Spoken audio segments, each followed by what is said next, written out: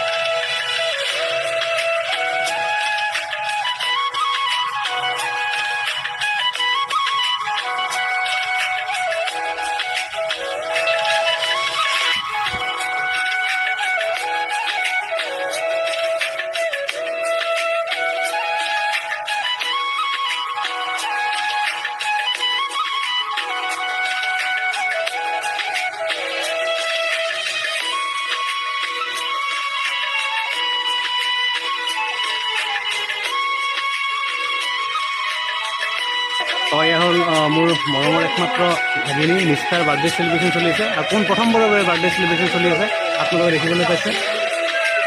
এয়া